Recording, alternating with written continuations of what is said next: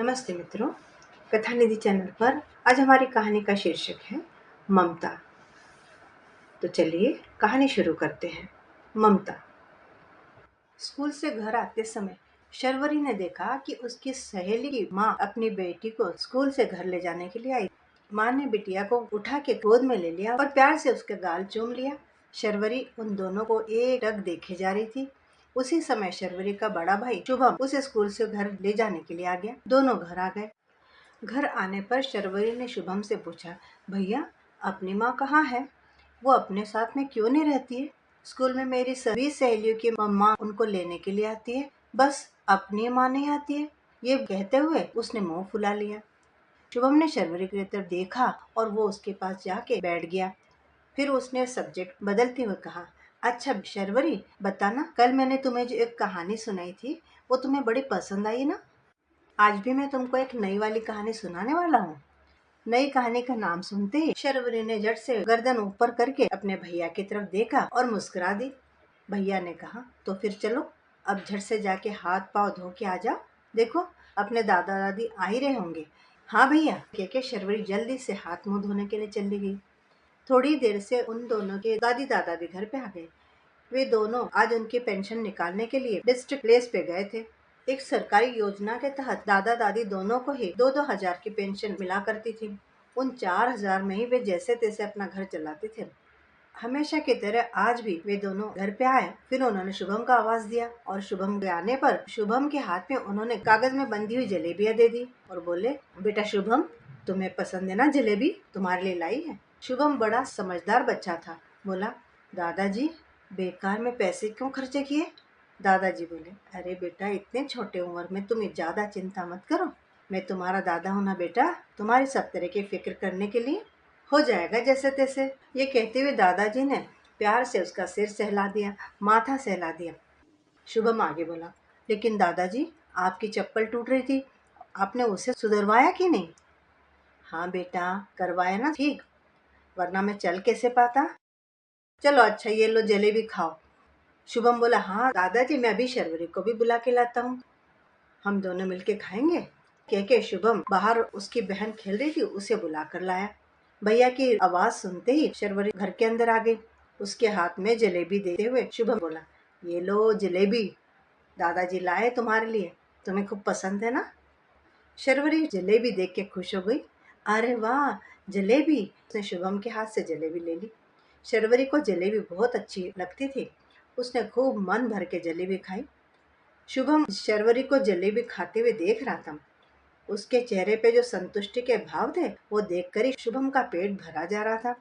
जब उसने मन भर के खा लिया उसके बाद वो शुभम से बोली, भैया मैंने तो पेट भर के खा ली, अब तुम भी खा लो, मैं जाती हूँ बाहर खेलने। कह के खेलने के लिए वो दौड़ती हुई बाहर निकल गई। शुभम ने जलेबी खाने के लिए ली, लेकिन उसे लगा कि शर्वरी को जलेबी बहुत पसंद है, इसलिए इसमें से थोड़ी जलेबी बचा के उसके लिए रख देता हूँ, वो कल खा लेगी। ये सोच के उसने जलेबी खाई ही नहीं। शुभम भी कोई ज्यादा बड़ा नहीं था, लेकिन बड़ा समझदार था। उसे याद आया कि पिछली बार जब पड़ोस के चाची के घर पे वो लोग टीवी देखने गए थे तो उनकी लड़की जलेबी खा रही थी। उसे देखकर शर्वरी के मुंह में पानी आ गया था। जब पड़ोस की चाची ने ये देखा कि शर्वरी जलेबी को देख रही, उसके मुंह में पानी आ गया, तो उन्होंने तुरंत ही टीवी बंद कर दिया और इन दोनों को बोला कि जाओ घर जाओ अब। शुभम को बहुत गुस्सा आया जब चाची ने उनको जाने के लिए कहा और गुस्से से ज्यादा उसे बुरा लग रहा था, लेकिन वो कुछ कर नहीं सकता था। उनकी स्थिति ऐसी थी कि वे कुछ बोल नहीं सकते थे। शुभम और शर्वरी दोनों भाई बहन। शुभम 8 साल का और शर्वरी 6 वर्ष की। दोनों अपने दादा दादी के घर में रहते थे। उनके पिता की असमय मृत्यु हो गई थी। अब उन दोनों को अपनी माँ का ही सहारा था। सर से पिता का साया तो उड़ गया, लेकिन कम से कम माँ तो अपने साथ है, ये सोचकर ही दोनों बच्चे अपने मन को समझा लेते थे। लेकिन एक बार जब वे मामा के घर गए, वहाँ पे उनकी माँ के लिए कोई रिश्ता लेकर आया। माँ भी लंबे समय से चले आ रहे दुख और गरीबी की परिस्थिति से तंग आ चुकी थी, इसलिए उसने दूसरी शादी के लिए हाँ कर दी। जिससे माँ की शादी होने वाली थी उसने दोनों बच्चों को स्वीकार नहीं किया। अतः माँ की शादी होने के बाद में दोनों बच्चों को वापस माँ के घर से दादा दादी के यहाँ भेज दिया गया। शुभम और शर्वरी माँ के लिए बहुत रोए। उन्हें अपनी माँ के साथ ही रहना था, लेकिन माँ ने नई जिंदगी को अपना लिया था और ये दोनों बच्चे अनाथ हो गए। सौभाग्य से दादा दादी ने उनको बहुत प्यार से अपना लिया। उनके ममता और स्नेह से शुभम और शर्वरी का दुख थोड़ा तो कम हुआ, लेकिन फिर भी शर्वरी को अभी भी उसके माँ और पिताजी की बहुत याद आती। बहुत छोटी तो थी वो, इसलिए माँ की याद आते ही खूब बिलक बिलक के रोया करती। उसे रोते देखकर शुभम को भी खूब रोना आता, लेकिन वह जैसे तैसे अपनी रुलाई छुपाकर उसे समझाया करता, उसके आंसू पोंछता। शर्वरी को जरा सी भी तकलीफ न हो, इस बात के लिए शुभम हमेशा प्रयत्न करता रहता। शुभम जैसे जैसे बड़ा हो रहा था, वैसे वैसे और ज्यादा समझदार होता जा रहा था। पढ़ाई में तो पहले से ही बड़ा होशियार था और कम उम्र में ही उसे ये बात समझ में आ गई थी कि अगर हालात को सुधारना है, गरीबी से ऊपर आना है, तो पढ़ाई जरूरी है। खुद के साथ ही वो शर्वरी की पढ़ाई में भी बहुत अच्छी तरह से ध्यान देता। शर्वरी भी अपने भैया जैसी होशियार और बड़ी समझदार थी। दोनों को अपने हालातों की बहुत अच्छी समझ थी। बड़े होते होते शुभम ने पढ़ाई के अतिरिक्त इधर उधर कुछ काम करना भी शुरू कर लिया, जिससे कि घर में दादा दादी को कुछ थोड़ा बहुत पैसा ला कर दे सके। साथ ही वो पढ़ाई भी अच्छी तरह से करता जा रहा था। उनके स्कूल में भी शिक्षकों को मालूम था कि दोनों बच्चों के माँ बाप नहीं है, लेकिन फिर भी उनकी पढ़ाई के प्रति लगन देख के सभी उनकी बड़ी तारीफ करते थे, उनसे बड़े खुश रहते थे। एक दिन स्कूल में टीचर्स ने बताया कि स्कूल में एक कॉम्पिटिटिव एग्जाम है। शुभम समझता था कि अच्छी पढ़ाई करके अच्छी परीक्षाओं में पास हो गए तब तो भविष्य में अच्छा बनने की उम्मीद होगी। ये सोचकर उसने पढ़ाई शुरू कर दी। उसके टीचर्स ने भी शुभम को बहुत अच्छी तरह से जितनी उनसे हो सकती थी सारी मदद की और मार्गदर्शन दिया। शुभम ने 12वीं कक्षा और शर्वरी ने 10वीं कक्षा बहुत अच्छी तरह से पास कर ली। लेकिन दुर्भाग्य की बात कि उसी साल उनके सबसे बड़े आधार स्तंभ उनके दादाजी गुजर गए। शुभम को आगे पढ़ने की बड़ी इच्छा थी, लेकिन घर की जिम्मेदारी उठाना भी जरूरी था। इसके अलावा शर्वरी को आगे पढ़ाना भी जरूरी था। शुभम की दिली इच्छा थी कि शर्वरी तो कम से कम पढ़ ले, इसलिए शुभम ने आगे बीए करने के लिए प्राइवेट फॉर्म भर दिया। साथ ही वो एक किराने वाले की दुकान में काम भी करने लगा। लेकिन जब भी उसे समय मिलता तो वो कॉम्पिटिटिव एग्जाम की भी तैयारी कर रहा था, उसकी भी पढ़ाई कर रहा था। जो जो उसे इस दुनिया के कड़वे अनुभव आ रहे थे, वैसे वैसे उसके मन में कुछ बन के दिखाने की इच्छा बलवती होती जा रही थी। लेकिन एक दिन कुछ ऐसा हो गया जिससे शुभम को ये लगा कि वो वाकई ही कम नसीब है। एक दिन वो सामान पहुंचाने के लिए एक घर में गया। वो घर बहुत बड़ा एक बंगला ही था समझ लीजिए। उसने दरवाजे पर बेल बजाई, तब अंदर से हंसी मजाक बातें करने की आवाज आ रही थी। एक स्त्री ने दरवाजा खोला। उस स्त्री को देखकर शुभम आश्चर्यचकित रह गया, क्योंकि वो और कोई स्त्री न होकर शुभम की माँ ही थी। माँ को देखे हुए उसे 10-11 साल हो चुके थे, लेकिन फिर भी वो अपनी माँ को कैसे भूल सकता था। वो किसी से मोबाइल पर बातचीत कर रही थी। माँ को देखकर शुभम अपने दुख के आवेग को रोक न सका। अनजाने ही उसकी आंखों में आंसू आ गए।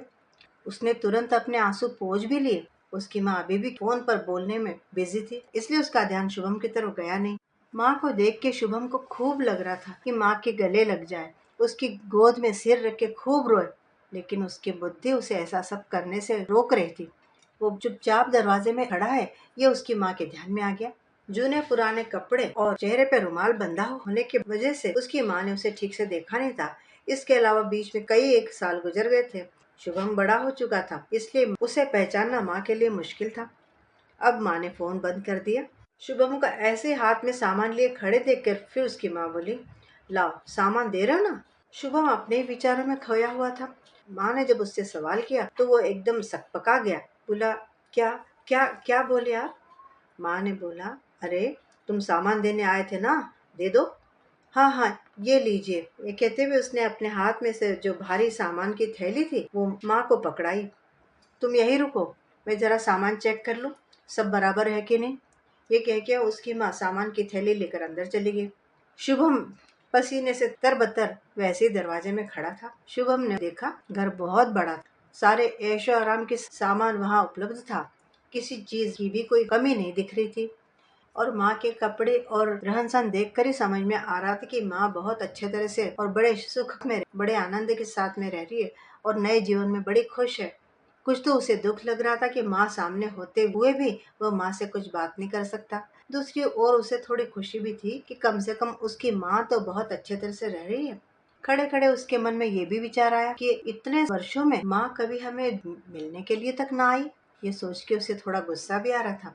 इतने में शुभम की माँ उसे बोली, सामान तो ठीक है, मैं तुम्हें अभी पैसे लाकर देती हूँ, जरा देर रुको। ना कह के माँ ने अंदर किसी को आवाज लगाई, सोनू बेटा जरा बेडरूम में से मेरी पर्स तो लेकर आओ। जरा सी देर में सोनू ने माँ को पर्स लाकर दे दिया। उसे देखकर शुभम को लगा कि शायद ये माँ का बेटा है, और सोनू को देखकर शुभम के मन में उसके लिए तीव्र ईर्ष्या की भावना भी जाग गई। माँ ने शुभम के हाथ में पैसे दे दिए और शुभम निकल पड़ा। वो जरा सा आगे गया ही था कि इतने में उसे पीछे से उसकी माँ ने आवाज लगाई। उसे लगा कि शायद माँ ने मुझे पहचान लिया है। उसने पीछे मुड़कर देखा, तब उसकी माँ बोली, अरे बहुत देर से तुम यहाँ खड़े थे, धूप भी बहुत है, पानी चाहिए क्या? शुभम ने मना कर दिया और वैसे चल पड़ा। उसे अपनी माँ से तरस नहीं बल्कि प्यार चाहिए था। इतने वर्षों में एक बार भी माँ ने दोनों बच्चों की तरफ मुड़ के भी नहीं देखा। इस बात का शूल उसके मन में चुभ रहा था। माँ के हालात तो बहुत बढ़िया है, फिर कम से कम अपने बच्चे कौन सी स्थिति में किन हालातों में जीवन जी रहे हैं, ये कम से कम एक बार तो उसने देखना चाहिए था आकर। शुभम बार बार यही सोच रहा था। इतने वर्षों से उसके मन में माँ के चले जाने से माँ का दिया हुआ घाव भरने लगा था, लेकिन आज माँ को देखते ही वो घाव फिर से हरा हो गया और उससे खून रिसने लगा। दुखी मन से वो जब घर में पहुंचा तो शर्वरी को देखकर उसने खुद को संयत किया और सोच लिया कि जो हो चुका है उसे भूलने में ही भलाई है। इसके बाद शुभम ने अपनी पढ़ाई और जोर शोर से शुरू कर दी। किराने की दुकान में भी वो बड़ा ही ईमानदारी से काम करता था, इसलिए किराने वाले का भी शुभम के ऊपर पूरा विश्वास था। धीरे धीरे घर के हालात भी सुधर रहे थे। शर्वरी भी बहुत अच्छी तरह से पढ़ाई कर रही थी। ऐसे दिन निकल रहे थे। शुभम का ग्रेजुएशन पूरा हो गया। उसने उसके बाद में कॉम्पिटिटिव एग्जाम की परीक्षा दी। पहले प्रयास में वो सफल नहीं हुआ, लेकिन दूसरे प्रयास में शुभम पूरे जिले में तीसरे नंबर पे आया। शुभम, उसकी दादी और शर्वरी, इनकी खुशी उनके मन में समाये न समा रही थी।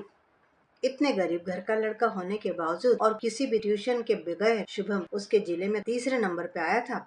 इसके लिए मीडिया ने उसकी खूब सराहना की थी और टीवी पर शुभम का इंटरव्यू चल रहा था।